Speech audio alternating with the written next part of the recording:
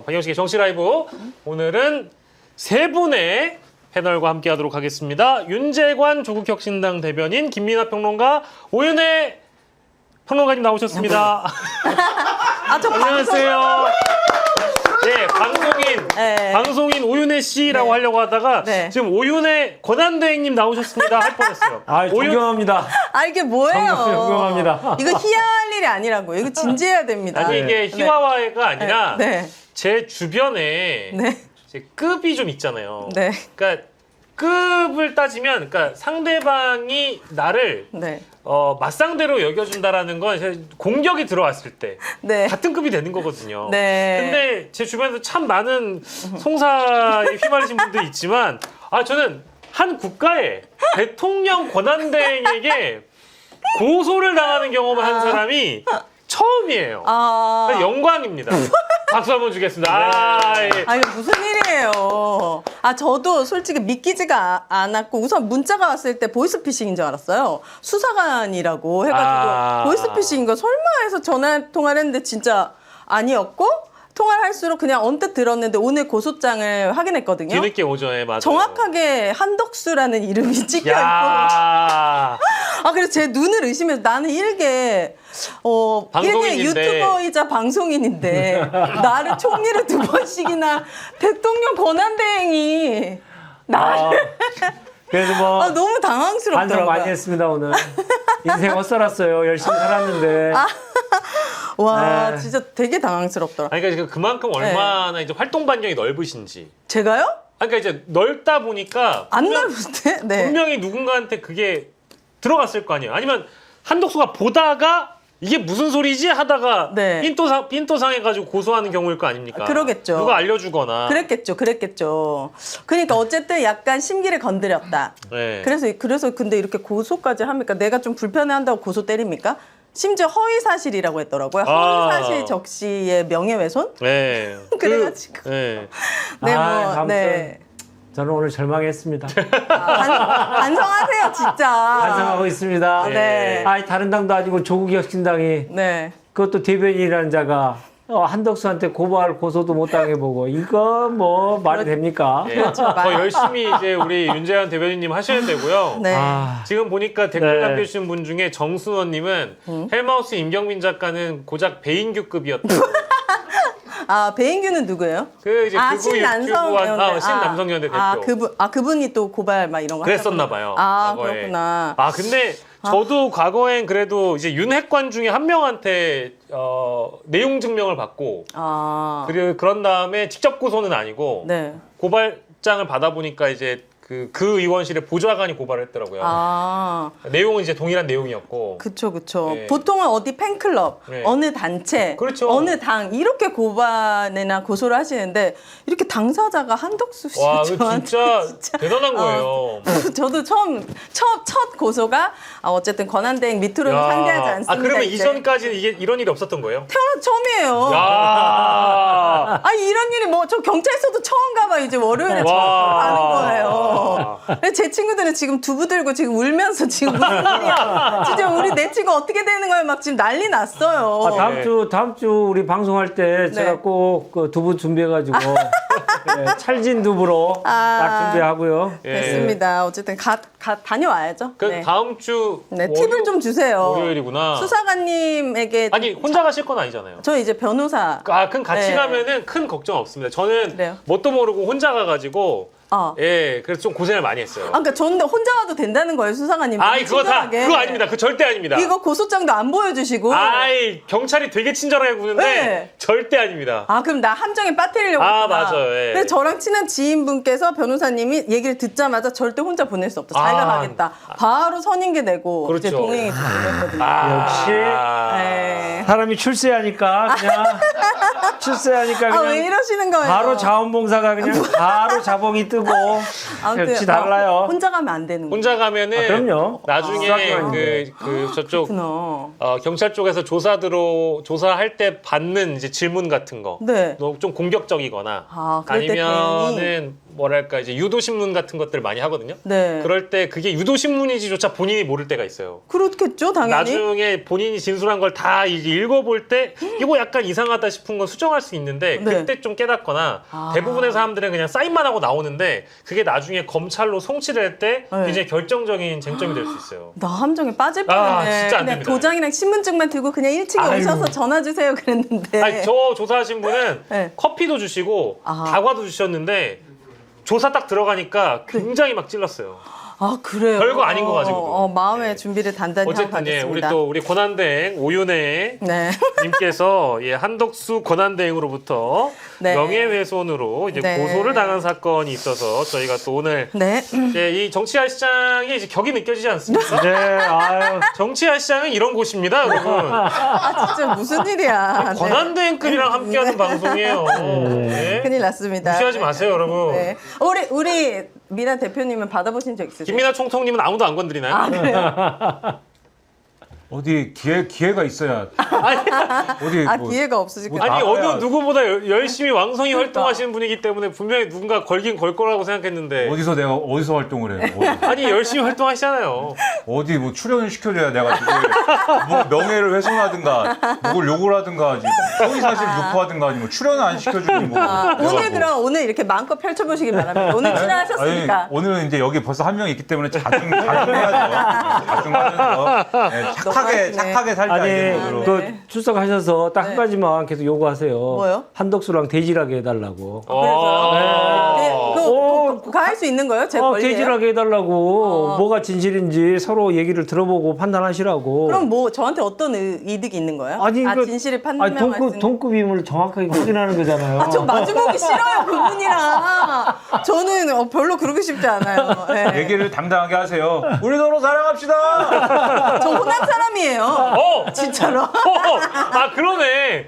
그거를 저 어필하셔야겠네. 호남 사람인데. 사랑합니다 예, 아무튼 매끄럽게 서로 사랑합시다. 네. 매끄럽게 예, 무혐의로 예, 불송치 결정되는 걸로 결론 나는 걸 네. 바라보도록 하겠습니다. 알겠습니다. 잘 될 겁니다. 이게 생각보다 허위 사실 적시에 의한 명예훼손이 되게 까다롭더라고요. 그러니까 이게 실제 검찰로 송치되려면 오윤혜 씨가 하신 말 중에 진짜 명예훼손의 의도가 명백하게 있느냐 없느냐 이것도 되게 중요하고요. 고의성이 분명하게 입증이 네. 돼야죠.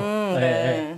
저는 고의가 없죠. 그리고 그게 네. 그 허위 사실이라는 사실을 알고 있음에도 불구하고 고의를 가지고 타인의 명예를 훼손할 목적으로 발언을 했을 때 해당하는 경우이기 때문에 네. 예.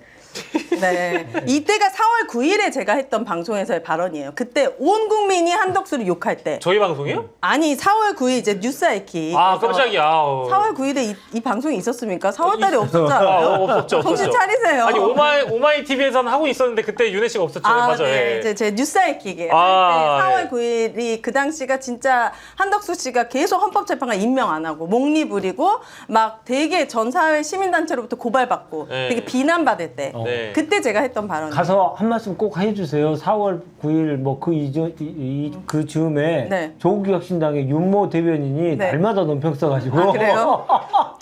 날마다 분발하세요, 쓰셨다고. 분발하세요, 진짜. 근데 이제서야 저한테 연락이 와요. 2달 후에. 아, 예. 그나마 다행이죠. 아마 이제 준비해서 하느라고 시간이 걸릴 수도 있겠습니다만 네. 일단 한번 붙어보시죠. 권한대행 대 권한대행의 대결이라고 생각하겠습니다. 네. 정말 아무튼 뭐 네. 그와 함께 어울렸던 인간에 대한 뻔뻔스러운 인간에 대한 이야기를 오늘 또 시작을 해야 되겠죠. 어제도 정말 네. 저희가 이 시간에 어마어마하게 분노를 했었던 사건인데 참 우리 오윤혜 씨는 당당하게 나가서 조사를 받는데 네. 윤석열은 왜 이러나 싶습니다. 네. 자, 지금 당당하게 하겠다라는 인간이 자, 특검에서 9시에 나오라고 하니까 10시에 나가겠다.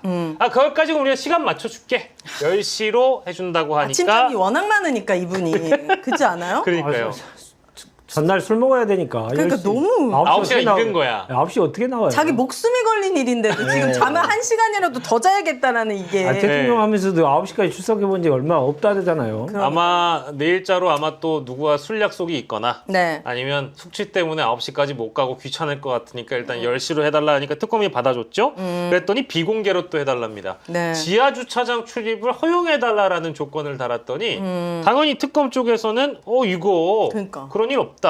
피해자 중에 한 명일 뿐이지 그럴 수가 없다라고 이미 나왔는데 네. 아까 또 단독 보도 뜬 거 보니까 그렇게 윤석열 측에서는 얘기를 했다더라고 하더라고요. 그러니까 지하 주차장 주차장에서 기다리겠다고. 지하 주차장을 열지 말지는 특검의 몫이다. 나는 그냥 지하로 간다. 웃긴다. 죄송한데 제정신이 아니죠. 시대가 바뀐 걸 모르나? 네. 아직도 검찰총장 대통령인 줄 아나? 저는 이런 거 법원에서 절대 특혜주면 안 되는 게 이 사람은 대한민국에 엄청난 해를 끼친 내란수계잖아요. 그럼요. 근데 우리 국민들이 너무 사랑했던 이성균 배우는 어땠습니까? 1, 2차 때 공개로 갔으니 단 한 번만 비공개로 가달라는 것도 안 받아줬어요. 단박에 거절하고 정말 이성균 씨에게 정말 그 혐오와 그 조롱의 대상이 될게끔 망신을 줬잖아요. 그쵸. 근데 법원이 왜 윤석열 같은 인간한테 특혜를 줘야 합니까? 그러니까 전두환, 노태우, 이명박, 박근혜, 노무현 전직 대통령 중 어느 누구도 지하로 들어온 적이 없다. 네. 지하에 집착을 많이 하시니까 네, 왜 그러? 진짜 묻어들여 지하로 그러니까 묻어들여 지하로 그냥 가시면 되는데. 우리가 묻어들여야 되고 어쨌든 이거 왜 이럴까요? 이거 지금 왜 이러는 걸까요? 아니 뭐 윤석열이야 늘 그런 사람이 그런 자인지 우리 뻔히 알고 있었잖아요. 그렇죠. 근데 이럴 그런 줄 알았죠. 자인지를 정말 몰랐다는 사람이 딱 한 군데 있잖아요, 대한민국에. 누굴까요? 판사들이요. 아 그죠 어제 기각 내린 사람. 아니 어제 왜 기각을 내렸죠? 다 알고 있었잖아요. 그자는 입만 열면 거짓말을 하고 있다는 걸 전 국민이 다 알고 있었고 그래서 체포영장을 발부하지 않는 이상 순수하게 그러니까 특검 앞에 와서 조사를 제대로 받을지 않을 거라는 걸 우리가 다 알고 있었잖아요. 우리는. 근데 그것을 부정하는 사람, 윤석열 말만 제대로 믿은 사람이 대한민국에 딱 하나의 집단이 있잖아요. 판사들. 네. 사법부가 윤석열이 저렇게 나올 줄 몰랐다고요? 에이, 정말 삼척동자도 다 알고 있었어요. 네. 근데 사법부가 영장을 기각했잖아요. 나온다고 하니까 그걸 믿어달라고 해서 믿어준다고. 네. 그걸 누가 믿을 수 있다고 생각했어요? 아무도 없었죠. 그 기각을 내린 판사만 그렇게 믿었다고 하는데 이게 한두 번이 아니잖아요. 윤석열한테만 왜 이렇게 천사대접을 계속 해주는 거죠? 이건 안 되죠. 그래서- 특검이 받아주면 안 돼요. 그래서 이거는 진짜 사법부가 이제는 정말 국민의 편에 설 건지 윤석열 편에 설 건지 마지막 선택을 분명하게 해야 됩니다. 네. 정말 저는 다른 게 윤석열한테 화나는 게 아니고 대한민국 사법부에 정말 오늘 화가 나더라고요. 그만큼 부패했다는 거죠. 반증인 거죠. 이거를 몰랐던 거는 그 사람들만 모르는 것 같아요. 우리 국민들 다 알았거든요. 아 그러니까요. 네, 그러니까 28일에 나온다고 순순히 나올 거라고 과연? 생각한 우리 국민 한 명도 없어요. 그럴 사람 아닌데. 박영식 씨가 나 10시에 가겠다. 나 지하로 가겠다 하면 어떻게 할 것 같아요? 당장 잡아가지고 나를 거의 강제 구인 막 전 여기가- 사진을 여기 들고 없죠. 4명이 와가지고 여기 없죠. 근데 지하로 묻겠지. 그렇죠, 묻어버리지. 아, 그 왜 사람을 차별하냐고요? 그러니까 오윤의 정치화 시장이 되었을 거예요. 저는 온데간데 없고 바로 쇠고랑을 차고 있겠죠. 아니 그러니까 이거는 말이 안 되고 특검이 단호히 거부해야 된다라고 그러니까요. 생각합니다. 아니 우리 이제 평론가님께서 어떻게 보십니까? 이 자의 정신 상태는 원래 이랬던 거 알고 있지만 이거는 뭐 수사 방해의 목적, 지연의 목적 뭐라고 봐야 할까요? 뭐라고 봐야 될까요, 진짜? 조사를 안 받겠다는 거죠. 안 받을 수 있나요? 안 받을 수 없는데 네, 내란수계인데. 그런 이유를 자꾸 만들어내는 거죠. 이 자는 특검을 근본적으로 인정하지 않으려고 하는 그러한 생각을 갖고 있잖아요. 이미 그 전부터 빌드업을 하고 있지 않습니까? 재판에 네. 가가지고 특검보가 재판에 오니까 특검은 위헌적이다라고 주장을 하기 시작하지 않았습니까? 네. 특검은 위헌적이다. 네. 나는 이것에 대해서 헌법재판소의 판단을 받아보겠다. 이 얘기를 하기 시작했고 네. 그 얘기를 하고 있는데 체포영장을 청구하니까 갑자기 특검을 인정하는 사람이 됐잖아요. 아니야, 특검 성실히 성실히 조사를 받으려고 그랬다. 분명히 그 전까지는 특검을 인정 안 한다고 그랬는데 그래서 조사를 받아야 되는 사람이 됐지만 이거는 체포영장이 나오는 거를 회피하려고 한 얘기에 불과하고 예. 다시 그러면 체포영장이 나오는 거는 지금 어쨌든지 간에 모면한 상황 아닙니까? 그렇죠. 모면한 상황에서는 이제 다른 핑계를 대서 뭔가 특검이 나한테 부당한 일을 하고 있다. 이 얘기를 계속 테트리스에 그 쌓듯이 이제 쌓는 거예요.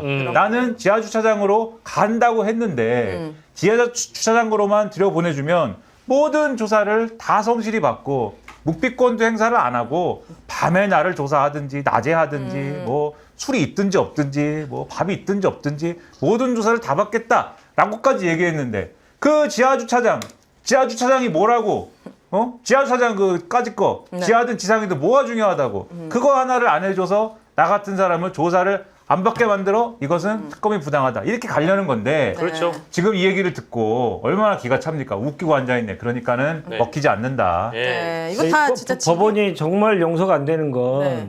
이번에 경찰 수사 단계에서 3번의 출석 요구를 거부했잖아요. 네, 네. 그랬으면 우리 일반인 같으면 바로 그날 체포영장 발부받아서 그냥 무조건 잡아들이는 끌려가죠. 거죠. 네. 국민들한테는 다 그렇게 했던 사법부가 그 체포영장을 다 발부해줬던 사법부가 왜 윤석열한테만 그렇게 계속 순한 양으로 아 나간다고 알았어, 어우 기특하네. 그러면 기각해줄게, 꼭 나가라.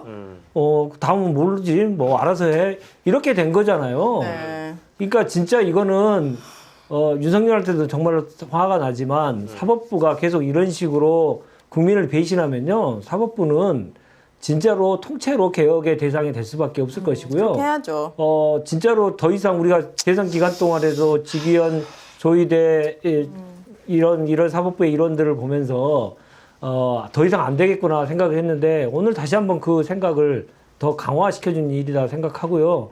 사법부에 대한 개혁이 사법부의 독립을 침해하는 행위다. 이렇게 잘못된 플레임에 속지 않으셨으면 좋겠다. 사법부는 어떤 경우든 국민 앞에서 국민한테 독립돼서는 안 됩니다. 네. 국민은 무서운 줄 알아야죠. 국민이 월급 주는데 왜 이렇게 마음대로 하는 거예요? 그러니까 말이에요. 진짜 직위원이 탈옥 안 시켜줬으면 계속 구속 수사 했을 텐데. 이게 다 직위원 탓이에요. 당연하죠. 근데 얘는 왜 그 자리에 있죠?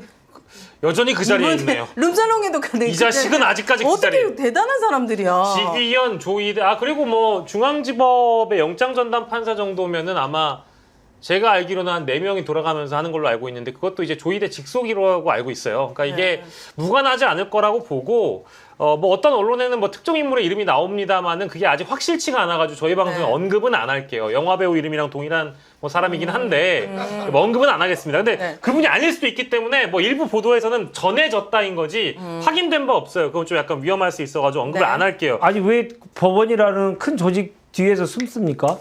제 말이 그 말입니다. 쪽팔리게 정말. 법원이 공개하면 돼요. 아니 자기네들의 그 가장 기본이 얘기하잖아요. 법관의 양심에 따라서 개별적으로 판단해가지고 법대로 한다고 했으면 법대로 했으면 자기 이름 걸고 해야죠. 네. 그렇죠. 공무원 아니에요? 왜 공무원? 뒤에서 숨는 거죠? 계속 법원은이라고 하다가 언론이 취재해 보니까 누구인 것 같다인 건데 왜냐면 다 그 4명 중에 5명 중에 1명이거든요. 근데 추려보면 나와서 당직 판사 누구인지 딱 나오기 때문에 네. 영원히 숨길 수는 없습니다. 근데 어쨌든 이게 떳떳하지 못하다라는 측면을 좀 지적을 하고 싶고 직위원도 계속 그렇게 했잖아요. 재판을 비공개하는 방식으로 해서 자기 얼굴이 공개되는 것을 막았잖아요. 맞습니다. 그러니까 윤석열에게 편의를 봐주는 것처럼 했지만 사실상 자기도 법원 뒤에서 숨어가지고 법원이라는 조직 뒤에 숨어서 기생하려고 했던 거 아닙니까? 그렇죠. 안 숨겨져요. 너무 예. 커. 제가 너무 큽니다. 예. 네. 저는 뭐 조의대 직위원 특히 뭐 직위원의 경우도 그리고 또 심우정 검찰총장의 경우도 내란 특검의 수사 대상이 이제 됐거든요. 어쨌든 사건을 인척받는다고 했으니까 네. 이제 이런 식으로 판사들도 자유로울 수 없다라는 거를 일단 강력하게 좀 경고를 해주고 싶고 네. 보면 윤석열 법률 대리인단 쪽에서 나온 게 좀 가관인데 윤석열은 경찰 수사 단계에서 단 한 번도 출석을 거부한 적이 없다라고 얘기를 했는데 경찰도 언론 공지를 해서 3차례나 출석 요구를 했는데 불응했다라고 반박을 했거든요. 네. 그리고 이번에 다 기사화가 된 거예요. 근데 저는 이거 보고 느낀 게 당연히 사실인 것을 사실이 아니라고 주장하는 이 뻔뻔함은 뭐 이제 디폴트 값이니까 더 뭐라고 안 하더라도 전 그런 생각을 해봤습니다. 혹시 우리 김민하 평론가님이 또 이제 내재적 접근을 잘 하시는 분이기 때문에 윤석열의 그 마음속에는 경찰 따위가 부르면 안 나가가 있었던 거 아닐까요? 그러니까 경찰이 3번이나 불렀는데 안 나가고 어차피 특검 조사 받을 거 알았기 때문에 특검 정도는 내가 상대해줄게. 다이다이 붙어도 괜찮다. 근데 다만 내가 순순히 붙진 않을 거라는 이런 인식이 있었던 거 아닐까요? 근데 이제 윤석열의 인생은 지금 백척간두에 서 있기 때문에 그 정도의 뭐 경찰과 검찰의 급이다 뭐 이런 정도의 인식이 아닐 거라고 봅니다, 저는. 네. 그냥 전면적으로 다 거부하는 거예요. 안 한다.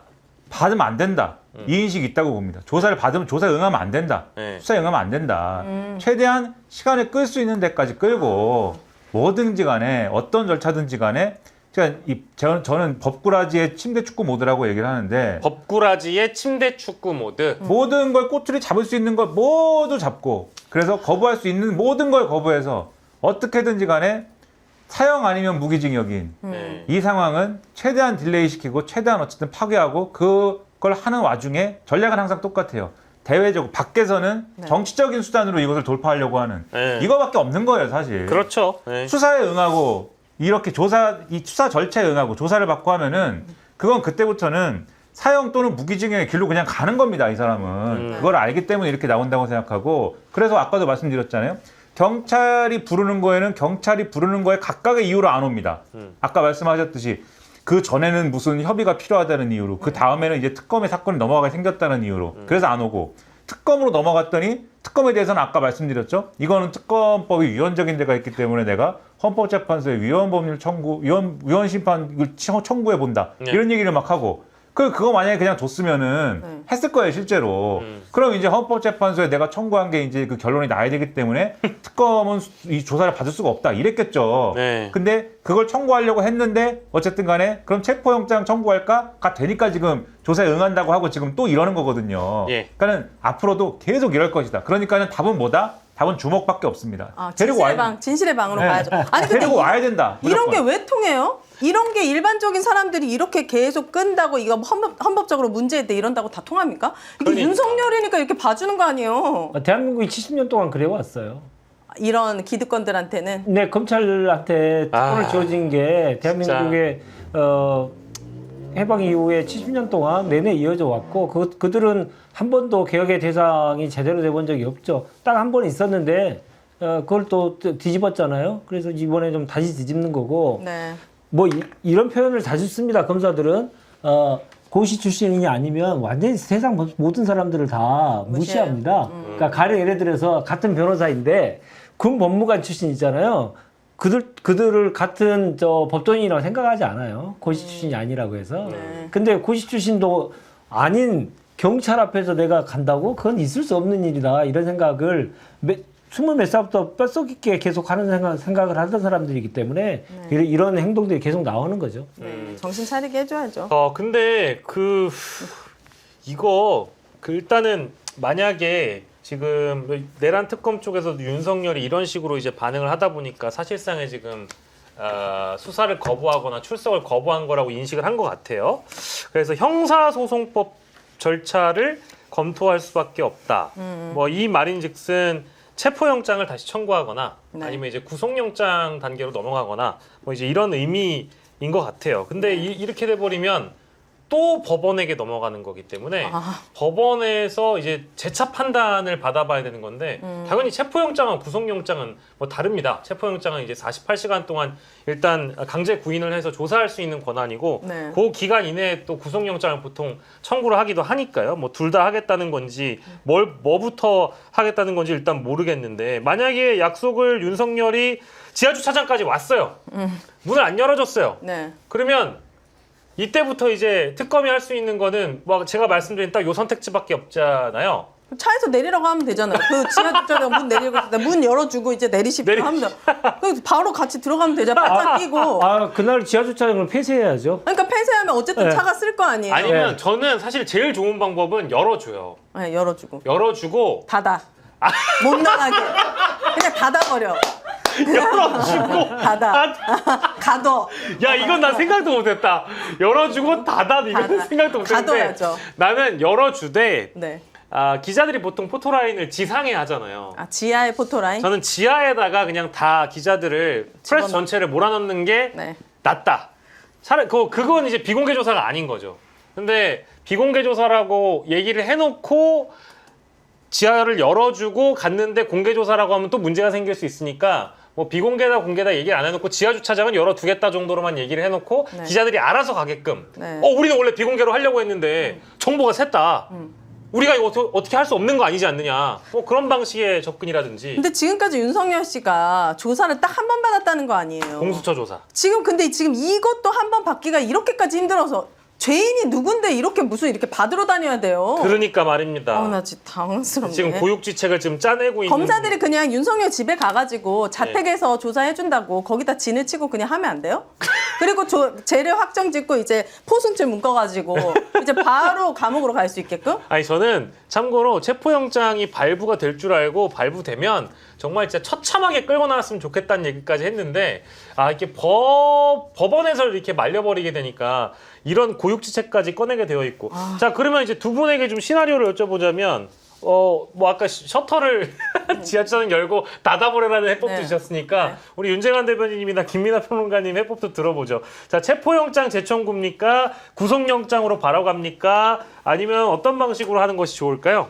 체포영장부터 먼저 발부하는 게 맞죠. 네. 예, 그래서 이제 강제 구인을 하는 방식으로 해서 그다음에 이제 구속영장을 바로 청구하는 것이 그 순서에도 맞고요. 예, 그렇게 하는 게 좋을 것 같고 지금 저는 무슨 생각이 드냐면 윤석열이 조은석 특검을 잘 알아요. 그죠, 잘 알죠. 예, 네. 예. 그러니까 그 기수로는 이제 네 기수 차인데 나이로는 이제 윤석열이 더 많지만 네 기수 선배가 이제 조은석이 선배인데 어떻게 수사를 그동안 했었는지 검찰에 있을 때 계속 보고 봤던 사람이기 때문에 네. 지금 정말 쫄고 있을 거예요.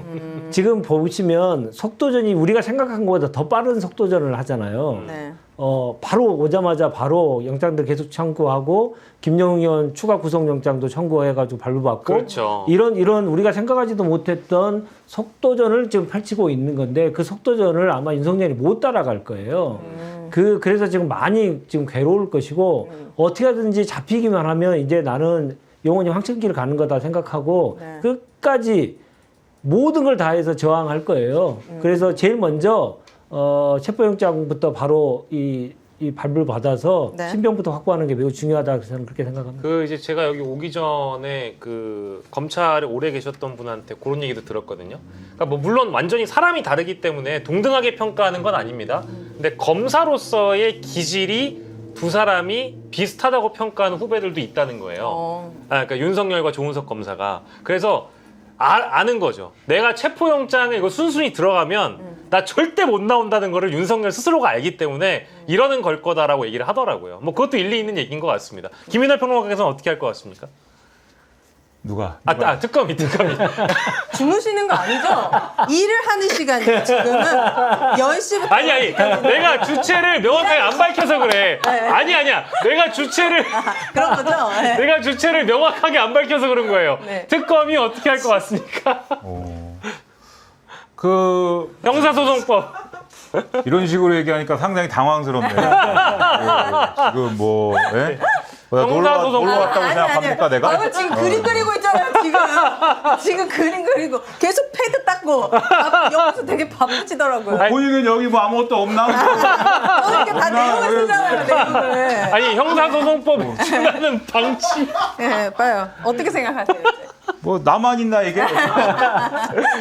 예. 그래서 특검이 어떻게 할 거냐는 거였습니다. 그 싸움이라는 건 네. 상대의 패를 보고 하는 거죠. 네. 가일이 앉아 있다. 네. 네, 어떻게 해야 됩니까? 그 스트리트 파이트에서 네. 가일이 앉아 있으면은 아래차기. 아래를 판단하려고. 그래요? 뒤집기? 뭐 어떻게 해야 돼? 난 나대꾸 이거밖에 몰라요. 네. 그러니까 뭐 하여튼 뭐를 계획하고 있는지를 일단 네. 봐야 되잖아요. 네. 그래서 계속 이제 윤석열이 계속 이렇게 이 조사를 안 받으려고 네. 수를 쓴다. 네. 그럼 체포영장 청구하는 거죠. 체포영장 청구하는 방식으로 가는 거죠. 그러면 네. 윤석열이 어떻게 하겠습니까? 체포영장이 나오는 시나리오는 싫으니까 받으러 간다고 하겠죠. 조사 받으러 온다. 그럼 조사를 막 해가지고 네. 증거인멸의 우려가 있고 이렇다라는 거를 또 여기서 알아내는 거죠. 그거 네. 증명이 안 되겠습니까? 증거인멸의 우려가 없겠습니까? 그럼 구속을 치는 것이고 네. 네? 도망가려고 그러면 체포영장으로 데리고 오는 것이고 네. 이게 계속 양수 겸장처럼 계속 가는 거예요. 계속 이 두 개만 있겠습니까? 네. 이 수사를 이런 식의 수사를 뭐 한두 해 해봤겠어요, 이 사람들이. 그렇죠. 네. 네. 그래서 다양한 방식이 있고 다양한 방식으로 상대의 네. 패를 봐가면서 요리하는 거 뭐 일도 아닐 거라고 저는 보고 이게 현직 대통령이었기 때문에 현직 대통령이었을 때는 방어할 수 있는 기술이 아주 많았어요. 그리고 뚫고 들어갈 수 있는 이 틈새가 아주 좁았습니다. 하지만 이제는 전직 대통령입니다. 네. 다 할 수 있어요, 이제는. 독거인이죠, 네. 독거인. 다 할 수 있고, 네. 그러니까 전직 대통령일 때는 내란 외환해제를 제외하고는 기소가 안 되잖아요. 네. 그것 때문에 뚫고 들어갈 틈이 없었던 건데 이제는 이거 안 되면 저거 걸 수 있고 저거 안 되면 또 이거 걸 수 있고 무궁무진합니다. 그래서 네. 아까 뭐 많은 분노를 하셨지만 네. 저는 사실은 시간 문제다라고 봅니다. 시간 문제다. 그러니까 너무 이제 걱정할 필요가 없다라는 말씀으로 저희가 정리하면서 체포영장이 발부되면 얼마 정도 그 사람을 데리고 있는 거예요? 48시간이 가능하대요. 네, 48시간. 그러면 다시 또 풀어줘요? 48시간 네, 안에 이제 구속영장을 청구해야죠. 아, 그렇군요. 네, 48시간만 딱 받은 거니까. 네. 부창부수란 말이 있습니다. 근데 뭐 그 안에 그 남편인 건데 김건희도 이런 얘기를 했어요. 김건희가 아무튼 SBS 단독 보도에 따르면 내일 퇴원한답니다. 드디어. 예. 네. 그리고 앞으로 특검 조사에 성실히 임하겠다. 다만 비공개 소환을 요청할 계획이라고 전했다. 왜 이렇게 아니 똑같아요. 아니 그렇게 대통령실에서는 맨날 자기 셀카 찍듯이 그렇게 사진을 많이 올리더니 왜 이런 거 할 때는 다 비공개를 해달라는 거예요? 다 비공개입니다. 근데 왜 이렇게 일괄적이지가 못해? 인간들이 뭔지를 지금 본인들이 너무 착각을 하고 있는 것 같아요. 여전히 뭐 어디 한남동 관저쯤 삽니까?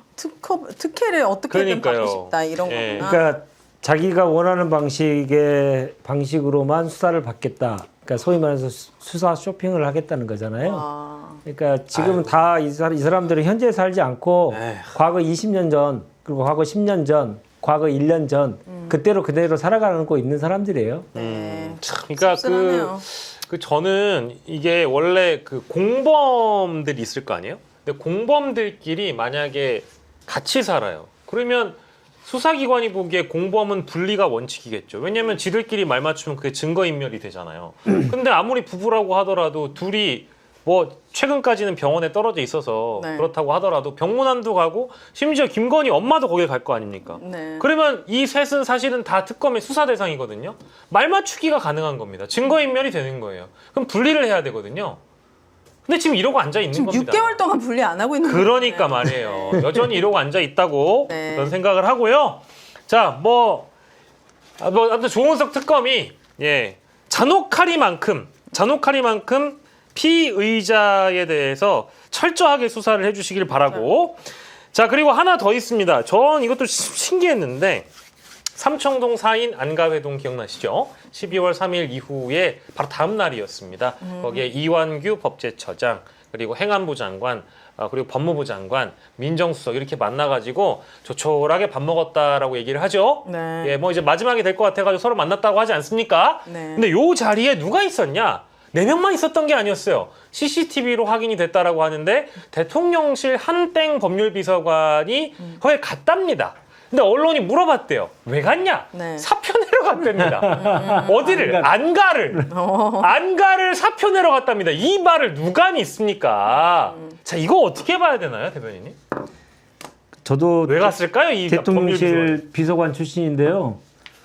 안가로 사표 내러 갈 정도의 급은 아니에요. 야, 진짜 웃기죠, 이거. 법률비서. 법률비서관이기 때문에 우리가 다들 예상을 했잖아요. 다시 한번 이 계엄을 하기 위한 이 모의 그리고 방법이 없을까를 가지고 계속 고민을 했을 텐데 법률비서관이 가서 그런 얘기 했을 거예요. 옛날 같으면 위수령이 있어서 시행령으로 얼마든지 가능한데 지금 위수령도 문재인 정부에서 폐지돼 가지고 방법이 없다. 그러니 나도 이제 할 일이 없으니까 이제 집에 가야 되겠는데 괜찮겠어요? 물어볼 수는 있었을 것 같아요. 네. 근데 당연히 이제 계엄 문제에 관련된 법률적인 이 판단에 대해서 물어보고 싶고 물어보고 그리고 보고를 받았을 거예요. 네. 예. 그 보고하기 위해서 안가를 갔을 가능성이 매우 크다고 생각하고요. 역시 법률비서관이라는 자리가 괜찮은 자리인 것 같아요. 주진우의 후임자 그자도 역시 후한 무치한 자가 또 그 자리를 차지했었구나 이런 생각을 하게 됩니다. 2차 모임을 만약에 모의했다고 하면 어떻게 처벌할 수가 있는 거예요? 계엄 그러니까 내란법상의 계엄을 그러니까 내란을 다시 선동하고 모의하는 모의도 그 죄가 되거든요. 그렇죠. 이것도 내란 모의죠. 내란 모의도 처벌할 수 있기 때문에 그 처벌의 대상에 이 법률비서관도 포함되지 않을까 싶습니다. 예. 김민하 평론가께서는 어떻게 보십니까? 안가에 사의 표명하러 갔다고 하는데. 장난치는 겁니까? 그 말이 된다고 말이 되는 얘기를 해야지. 그 양반이 사실 그 양반 이름이 나오기 전까지는 4명이서 거기서 밥을 먹었다. 이것도 이해는 안 되잖아요. 거기가 식당입니까? 거기가 뭐 안가 식당이에요? 펜션인가요? 안가 심야 식당입니까 거기가? 그러니까요. 거기서 밥을 왜 먹어요? 그리고 거기는 안가기 때문에 대통령이라는 사람이 거기서 써라 라고 지시하지 않으면 열리지 않는 곳이에요. 우리가 가서 여기 늘 먹던 걸로 주세요 하면 줍니까 거기서? 아니잖아요.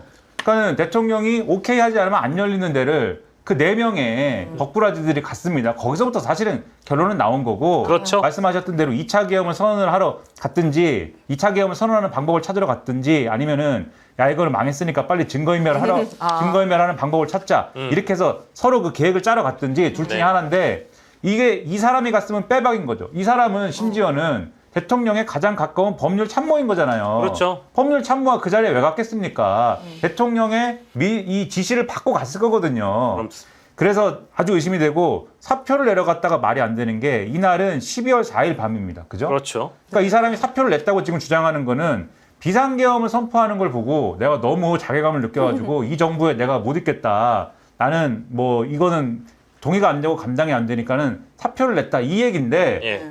비상계엄 선포 12월 3일 밤에 한 것이고 12월 4일 새벽까지 있었던 일이 아닙니까? 예. 이걸 보고 충격을 받아갖고 사표를 내면 12월 4일 낮에 내야죠.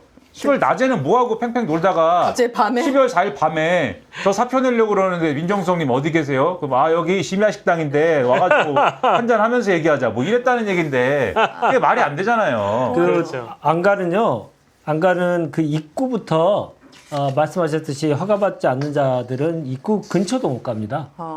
그 입구가 있는데요. 네. 전혀 이제 일반인들은 들어갈 수 없는 통로가 하나 있는데 길이 하나 있는데 그 길에는 그 길 초입에 아예 경호처가 상주를 합니다. 그래서 사전에 통지받고 그리고 허가받지 않는 사람은 절대 그 언덕배기 길로 올라갈 수도 없게 만들어놔요. 이건 대통령만 쓸 수 있는 어떤 그런 거예요? 아니, 당연하죠. 대통령과 그 뭐 배우자만 쓸 수 있는 사실상의 공간인데 거기서 초청을 하면 이제 그 사람들은 들어갈 수 있는 거죠.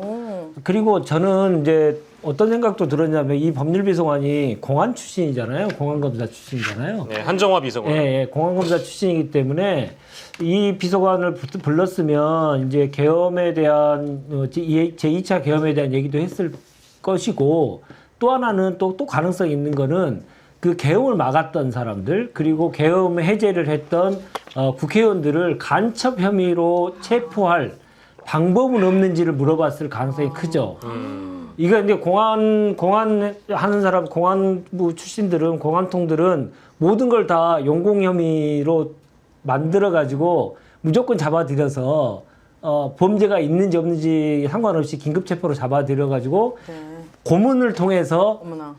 자백을 하도록 만들어가지고 사람을 빵에 집어넣는 그걸로 20년, 30년 동안 권력을 누려왔던 사람들이에요. 네. 이 사람들 머릿속에 나오는 거는 핵심적인 거는 그때 계엄에 관련돼 가지고 자기네들과 그 반대편에 섰던 사람들을 간첩 혐의로 어떻게 하든지 몰아넣고 싶었을 것이고 거기에 일각에 있는 사람들을 불러서 방법 없냐?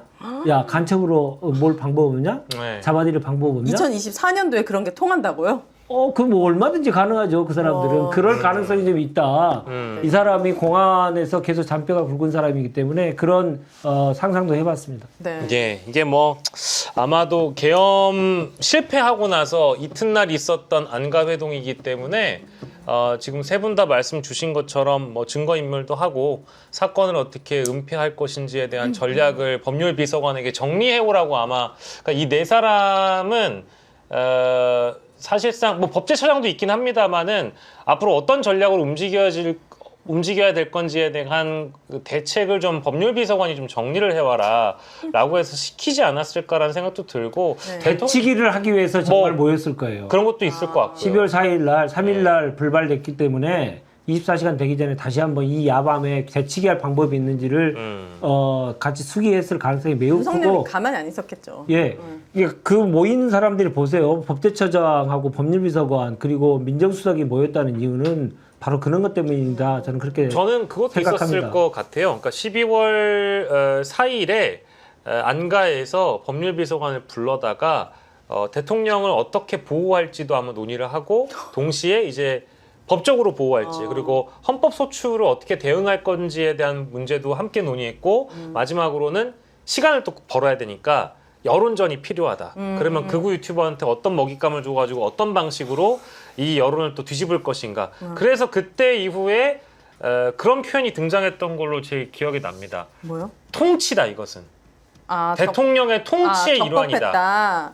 그런 방식의 표현이 제 기억으로는 12월 7일인가부터 그 저희 MBC 스트레이트 다큐멘터리였나 거기서도 이렇게 쭉 정리를 하는데 극우 유튜버에서 12월 6일인가 7일부터 해가지고 이건 대통령의 통치행위라는 표현이 나오기 시작을 해요. 계엄은 대통령의 고유 권한이다. 고유 권한도 나오고 이런 표현이 고유 통치행위 맞아요. 뭐 저도 4일 날까지는 못 들어봤는데 그 이후에 나오거든요. 그 이후에 맞아, 나옵니다. 맞아요. 예, 왜냐하면 막 그때부터 당장 윤석열 탄핵해야 된다는 그 난리가 여론이 났죠, 이제. 주말부터 그 첫째 주말부터 들불같이 막 일어나기 시작을 맞아요. 하니까 바로 이제 이튿날 주부터 고유의 통치 뭐 이런 게 기억이 났어요. 네. 예, 아무튼 기억력 뭐 좋으시네요.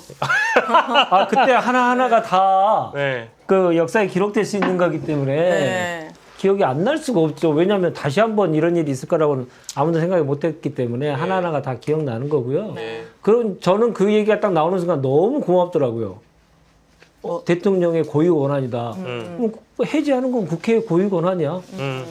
그쵸. 라고 하는 게 너무나 자연스럽게 나올 수 있는 거여서. 네. 근데 그들은 그것을 전혀 인정하지 않았죠. 네. 니캉 네캉 그러니까 그죠?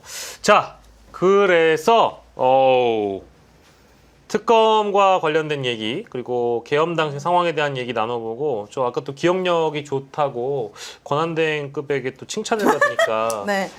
네. 그런 또 의미가 있었나요? 그러니까 저희가 굉장히 영광으로 생각을 해야 됩니다. 아, 네. 기억나시는 거 없어요, 우리 김민하 평론가님은? 어제 일도 기억나시죠? 아, 기억 안 나죠. 네, 저는 어제 일도 잘 기억이 안 나거든요. 네, 어제 진짜로 내가 어제 뭐 먹었는지도 잘 기억이 안 나는데. 그러니까요. 네. 6개월 전 거를 기억하시네. 여기 오기 전에 뭐 했지? 뭘 하다 왔는지. 자, 네. 다음 주제로 넘어가 보도록 하겠습니다. 오늘 사실은 그 화제되는 내용이 저희가 다룬 한 축이 있고 나머지 한 축은 이재명 대통령의 국회 첫 시정연설이 있었는데 네. 뭐 세 분 다 아마 보신 걸로 저희가 하고 다 보셨을 것 같고요.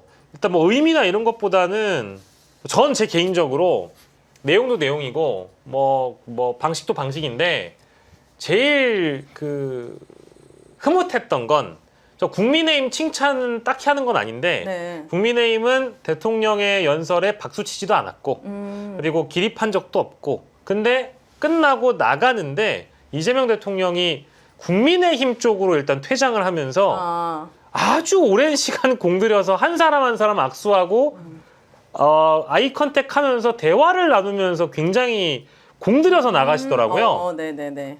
근데 그거는 대통령을 보는데도 흐뭇했지만 야당 국민의힘이 이럴 줄은 사실 몰랐거든요.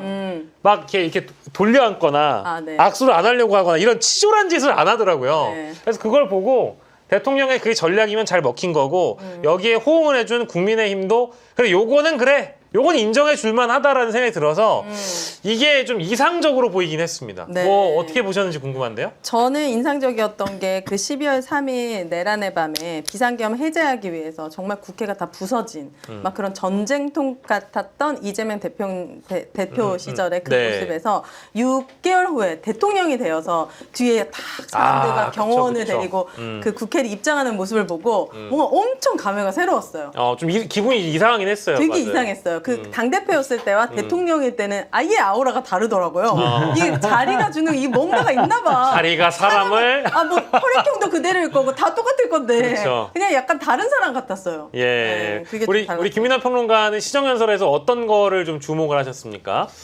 그러니까 이재명 대통령은 약간 뭐 이렇게 얘기하면 뭐한데 개그 욕심이 약간 있습니다. 개그 욕심? 맞아 있어요. 그래서 이런 좀 엄숙한 분위기일 수밖에 없는 그런 연설이잖아요. 대통령이 와가지고 네. 어쨌든 시정연설, 이 추경안 관련 통과를 시켜달라는 취지 연설을 하는데 좀 엄숙하고 진지한 분위기가 될 수밖에 없지 않습니까? 근데 그 분위기를 어쨌든 간에 일종의 아이스 브레이킹 하기 위해서 예. 국민의힘 쪽의 사람들한테 얘기를 자꾸 하는 거잖아요. 연설 중간에. 예. 국민의힘 반응이 없어가지고 좀 민망하다든지 네. 그런 얘기를 하지 않습니까? 근데 그런 게 제가 볼 때는 의외로 그런 게 과거에 이제 노무현 전 대통령 생각도 나고 그런 게 재밌는 포인트거든요. 그리고 의외로 그런 게 효과를 발휘하는 포인트라고 저는 생각을 하거든요. 네. 사람이 그렇게 다가오면 아무래도 경계심이 풀어져요. 그래서 저는 아까 말씀하신 국민의힘 의원들이 그래도 이렇게 일정 정도의 호응이 있을 수밖에 없는 게 이재명 대통령 그런 식으로 살갑게 하는 거죠. 살갑게 하니까는 그건 풀어줄 수밖에 없는 거고, 이전에 예를 들면은 윤석열이나 윤석열도 와가지고 막 악수하려고 하고 그랬는데, 윤석열이 와갖고 악수하려고 하려고 할 때는 그 바이브가 안 나오지 않습니까? 그 사실 이거는 과거에 이 다른 대통령들도 좀 엄숙한 분위기에서 그 느낌대로 하다 보니까 사실은 잘 안 되는 것들이 있었는데, 이재명 대통령은 아무튼 어떻게 보면은 저 같은 사람은 못하는 뻔뻔하게 하는 거잖아요. 그거를 굉장히 저 같은 사람은 잘 못할 텐데 그런 걸 하는 걸 보고 이런 부분에서는 아주 굉장히 이 어떤 스킨십에 있어서는 상당히 단련돼 있고 달인이다. 역시 성남시장, 경기도지사 쭉 하면서 이 쌓여온 어떤 그런 내공이 있구나, 이런 걸 다시 한번 확인을 했습니다. 결국은 여유가 있다는 모습이 보이는 거죠. 여유는 곧 자신감이거든요. 그러니까 이제 끝나고 나서 국힘 이 좌석으로 그냥 돌진할 수 있는 건데, 그건 자신감입니다. 맞습니다. 그러니까 우리의 한 나라의 대통령으로서의 자신감이 표출돼서 오늘 너무 기분이 좋았고, 과거에 제가 문재인 대통령 모실 때 국회 이제 시정연설을 하러 갈 때 이제 제가 의전을 하면 대통령 퇴장 동선을 짭니다. 그러니까 대통령께 보고를 드려요. 이렇게 나가시면 된다. 이렇게 가시면 된다. 그러면 딱 한마디 하셨어요. 가만히 있어봐. 뭐 이렇게 하셨거든요. 그래 이제 그렇게 하시면 이제 느낌이 왔죠. 바로 끝나시자마자 국힘 쪽에 당시에 이제 야당 쪽에 가시겠구나라고 생각했는데 그때도 그냥 가셨죠. 그래서 민주정부의 대통령, 민주정부 출신의 대통령은 꼭 시정연설 올 때 야당의 인사들이 있는 곳으로 가셔서 인사하고 악수하고 하는 자신감들을 계속 보여주었고, 그 전통이 계속 이어져서 오늘 너무 기분이 좋았습니다. 그리고 이제 중간중간 연설 도중에도 아까 이제 개그 욕심 있다라고 말씀 주신 부분이, 국민의힘 여러분은 반응이 없으시냐고 말하면 쑥스러우니까 이런 농담조도 실제 들어갔고요. 저도 오늘 쭉 그 장면을 봤는데 국민의힘 의원들이라고 부르는데 그 앞에다 이제 우리 국민의힘 의원들 이런 표현도 굉장히 마음을 여는데 도움이 됐을 것 같고, 사실 우리 그런 얘기 하잖아요. 웃는 낯에 침 못 뱉는다고. 그러니까 오늘 본회의장에 진짜가 나타난 거예요. 그러니까 이제 정말 웃으면서 다가가는데 뭐 어떻게 하겠어요. 그러니까 대통령인데 처음에는 다들 좀 일어나기 뻘쭘할 것 같으면서 다 앞에서 일어나니까 주룩 다 일어나시더라고요. 그리고 저는 이 얘기도 해야 되는데, 권성동 의원 만난 장면이 진짜 웃겼어요. 한참 돌다가 이제 위층까지 올라가서 윗계단까지 올라가가지고 다선 중진들이 보통 뒷자리에 앉거든요. 그러니까 이제 권성동 의원하고 딱 만났는데 뭐라 얘기하다가 어깨를 팡 이제 대통령이 치더라고요. 권성동 의원의 어깨를. 해서 어떤 얘기했는지 이제 나왔는데 보도에 권성동이 김민석 총리 임명은 안 돼라고 2번이나 절박하게 말했고, 이재명 대통령이 빵 터져서 알겠다라고 하면서 어깨를 툭툭 쳤다라고 합니다. 근데 두 분이 원래 가까우니까 이게 가능한 거겠죠? 이게 아까 말씀드렸던 자신감이 없으면 절대 이렇게 부드럽게 이 상황을 맞춰가지고 하지는 못한다는 거니까. 이재명 대통령이 내가 국민으로부터 헌법 수호를 하라는 명령을 받은, 지상 명령을 받은 정말 국민으로부터 지지받는 대통령이다라고 하는 자신감을 딱 가지고 있으니까 이런 표현, 이런 모습이 나오는 거고요. 이런 모습을 저는 G7에서도 저는 봤습니다. 그러니까 G7의 모습을 잘했다고 우리가 칭찬을 하면서도 뭘 잘했는지 잘 모르면서 그럴 수도 있거든요. 근데 초짜 대통령이에요. 며칠 안 된 대통령이에요. 그리고 전 세계에 처음 본 사람들이에요. 그 사람 앞에서 그렇게 부드러운 모습이라든가 자연스러운 모습을 한다는 건 아까 말씀하셨던 내공이라든가 본인이 자신감을 갖고 있다는 것을 머릿속에 정확하게 인지하지 못하면 나올 수 없는 그런 제스처들이 많이 보여가지고 얼마나 뿌듯합니까? 예. 근데 저는 그런 것도 있겠지만 기본적으로 20여일 동안 이재명 대통령이 보여준 행보에 대해서 네. 국힘 야당 의원들도 본인들이 생각했던 것보다 너무 많은 일을 잘 해내고 있다라는 것에 대해서 인정한 것. 그러면서 약간 불안한 것도 있었던 것 같아요. 저렇게 생각보다 너무 잘하니까 본인들이 여기를 따라가지 못하면 팽당할 수도 있겠다라는 그런 불안과 인정 이 두 가지 감정이 있었던 것 같아요. 맞습니다, 맞습니다. 부럽겠죠. 네. 얼마나 부럽겠어요. 자기네들이 만든 대통령은 야당 쪽에 가지도 못하고 뽀로로 하고 나가버리고 시정연설 오지도 않았다면서요. 시정연설 오지도 않고 했는데 시정연설 22일 만에 시정연설을 하러 온 임기 초의 대통령 네. 그리고 자신감 넘치는 대통령의 모습을 보면서 왜 우리의 대통령은 다 하나같이 빵에만 가는지 네. 왜 이렇게 됐나 본인들을 뒤돌아봐야죠. 네. 본인들이 괜찮지 않으니까 그런 거죠. 그리고 부러웠을 겁니다. 그리고 오늘 이제 국민의힘 의원 얘기만 하면 좀 심심할까봐 저희가 그분도 모셔왔어요. 누구죠?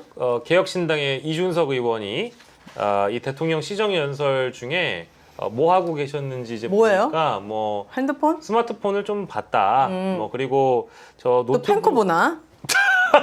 따로 나와야 할 텐데 이제. 예, 스마트폰으로 뭔가를 하고 있었다. 네. 그리고 또 이제 저기 노트북에 뭔가 이렇게 왜 저쪽에 보안 필름 같은 거 이렇게 붙이면 네. 이렇게 까맣게 보인다면서요. 네, 네, 안 네, 보이잖아요. 지금 네. 뭐 하는지. 네. 앞에서만 보이고 그런 모습들이 포착이 됐다라고 합니다. 뭐 네. 이 모습 말고도 실제 그 눈인사까지는 하는 걸로 제가 알고 있는데 일어나던데, 이재명 그리고? 대통령하고는 눈인사까지 한 걸로 알고 있는데 저런 모습이 일단 좀 포착이 됐다라는 말씀 좀 더불어 드리면서 근데 진짜 아까 네. 스마트폰으로 뭘 했는지 네. 그 말씀을 우리 베어스톤님도 혹시 온라인 사이트 팸코 보느냐 이제 이런 지적을 이제는 안 보겠죠. 그렇게 본인이 날아갈 뻔했는데. 끊어야지. 해주셨습니다. 네. 자 그리고 오늘 사실 법사위원장 임명이 있었거든요. 근데 제가 개인적으로 이춘석 의원을 잘 몰라요. 그러니까 익산 지역구인 건 아는데 그 법사위원장 맨 처음에 특정 인물이 거론됐을 때 막 이런저런 지적과 뭐 비판이 있었던 걸로 알고 있는데 이춘석 법사위원장 그리고 예결위원장의 저기 한병도 위원장이 알고 있고 그리고 문화체육관광위원회에는 또 김교흥 위원장 이렇게 해가지고 아마 이제 선출이 될 겁니다. 아마 27일 그러니까 내일 예정된 본회의에서 될 것 같은데요.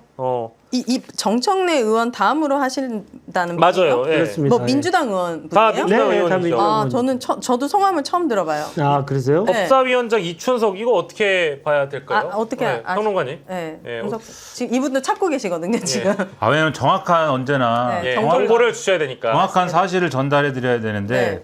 사실 뭐 제가 모든 의원도 저도 뭐 다 알지는 않으니까 네네네. 우리가 익숙한 그러한 뭐 이름은 뭐 아닐 수 있죠. 네. 하지만 이춘석 의원도 네. 지금 4선의 네. 의원이십니다. 4선의 의원이시고 그리고 전북 익산시 갑.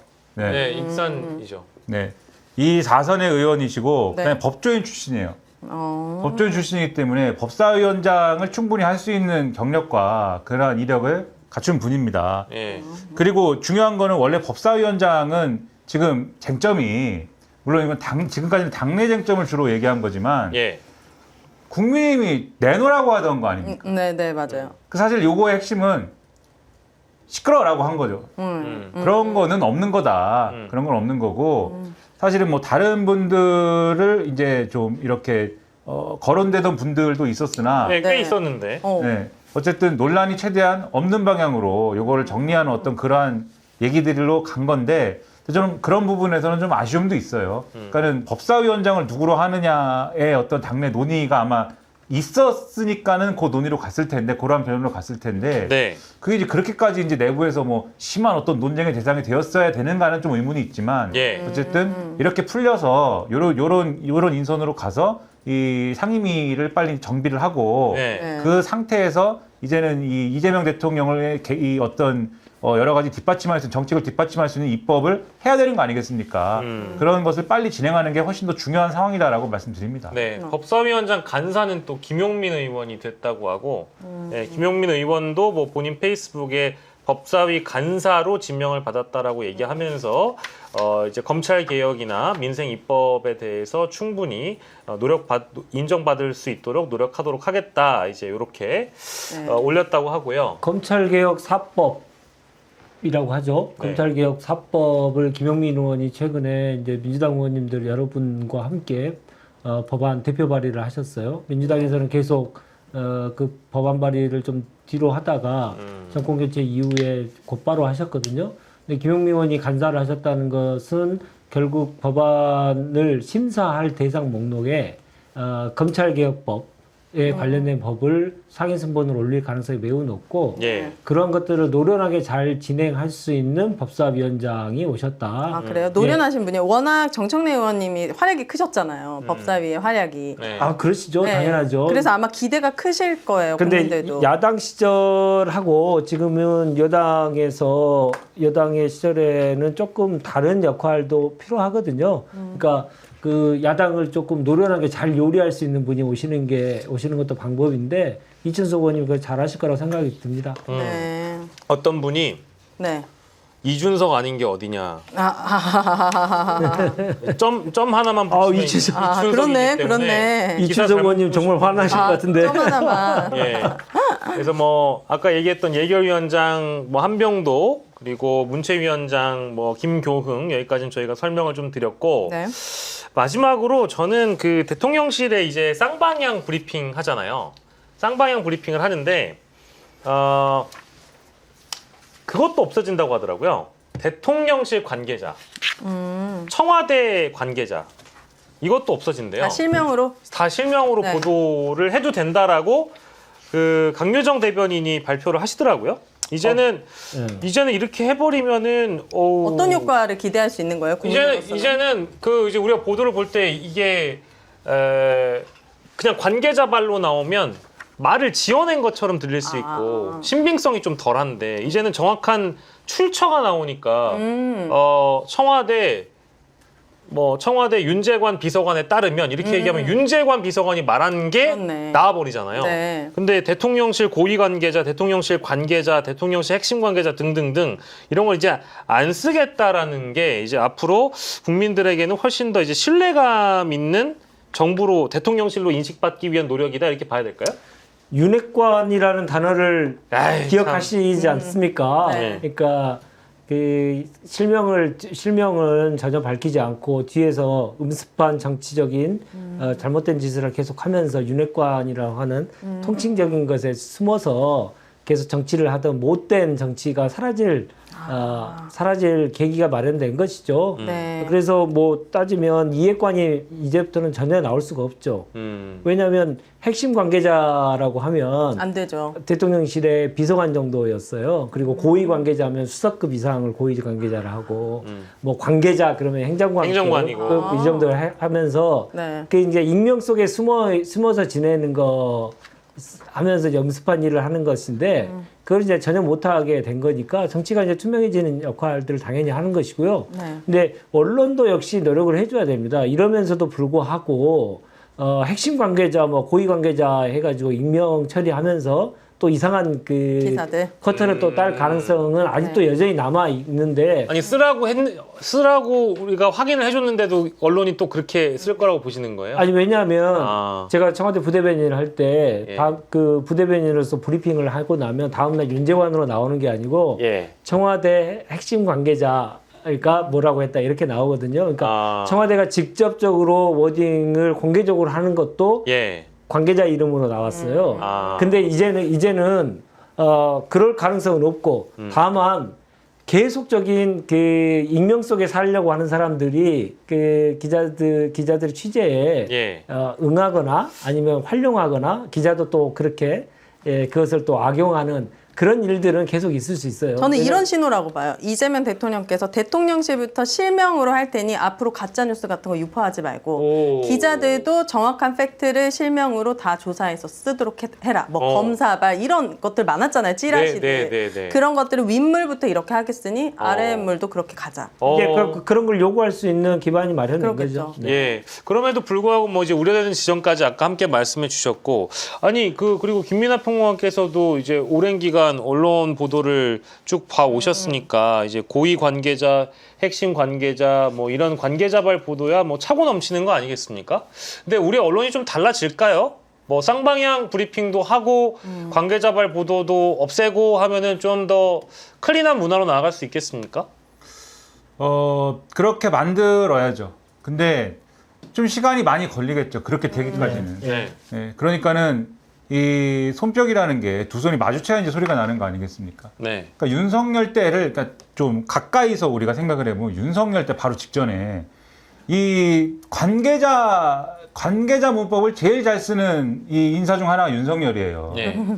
검찰총장 할 때부터 검찰총장 할 때부터 검찰 관계자에 따르면 네. 뭐 그런 거 있잖아요. 그렇죠, 또 그렇죠. 법조계 관계자에 따르면 이런 거 있잖아요.